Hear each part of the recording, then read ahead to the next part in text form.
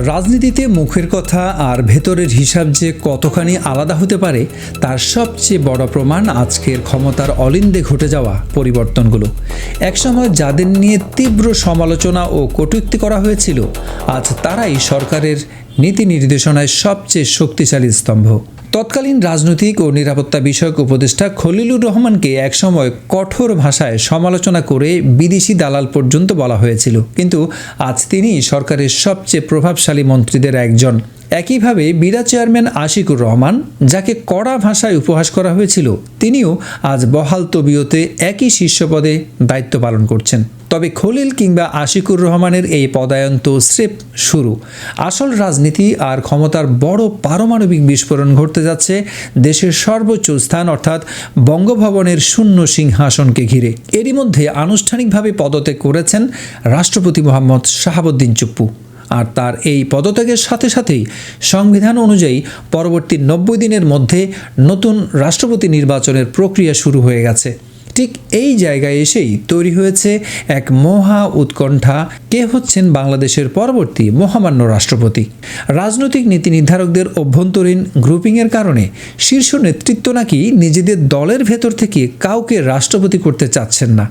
তারা চাচ্ছেন সর্বজন গ্রাহ্য ও নিরপেক্ষ কাউকে বঙ্গভবনে বসাতে, ঠিক যেমনটা খলিলুর রহমান বা আশিকুর রহমানের ক্ষেত্রে ঘটেছিল। প্রধান উপদেষ্টা ডক্টর মোহাম্মদ ইউনূসকে নিয়েও কিন্তু অতীতের রাজনৈতিক অঙ্গনে সমালোচনার শেষ ছিল না, অথচ আজ বঙ্গভবনের খালি হওয়া সিংহাসন ঘিরে সবচেয়ে জোরালোভাবে যে নামটি ঘুরে বেড়াচ্ছে তা হলো ডক্টর মোহাম্মদ ইউনূস। একটি মহল জোর প্রচার চালিয়েছিল যে দায়িত্ব ছাড়ার পরই ডক্টর ইউনূস ব্যাগ গুছিয়ে বিদেশে পাড়ি জমাবেন, এমনকি তিনি দেশ ছেড়ে চলে যাচ্ছেন এমন ভুয়া খবরও রটানো হয়েছিল।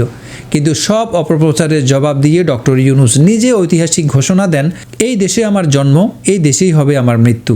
তিনি সাফ জানিয়ে দিয়েছিলেন দেশেই থাকবেন তিনি। কিন্তু প্রশ্ন হলো, বঙ্গভবনের এই মহাশূন্যতায় তিনি কি এখন রাষ্ট্রপ্রধানের দায়িত্ব নিচ্ছেন? সুপ্রিম কোর্টের প্রখ্যাত আইনজীবীদের মতে বর্তমান ক্ষমতার শীর্ষে থাকা নীতি নির্ধারকদের পক্ষ থেকেই ডক্টর ইউনূসকে নতুন রাষ্ট্রপতি হওয়ার সরাসরি প্রস্তাব দেওয়া হয়েছে। কেন একজন অরাজনৈতিক নোবেল জয়ীকে বঙ্গভবনে বসাতে এত মরিয়া নীতি নির্ধারকরা? উত্তর লুকিয়ে আছে দেশের অর্থনৈতিক ও কূটনৈতিক 5টি মূল সমীকরণের ভেতর। আন্তর্জাতিক রাজনীতি ও বৈশ্বিক দরবারে ডক্টর ইউনূসের ব্যক্তিগত ভাবমূর্তি নতুন সরকারকে যেমন এক নজিরবিহীন আন্তর্জাতিক বৈধতা এনে দেবে, তেমনি যুক্তরাষ্ট্র ও ইউরোপীয় ইউনিয়নের প্রভাবশালী নীতি নির্ধারকদের সাথে তার ঘনিষ্ঠ সম্পর্ক আমাদের তৈরি পোশাক খাতের রপ্তানি বাণিজ্যে শুল্কমুক্ত সুবিধাকে সহজ করবে।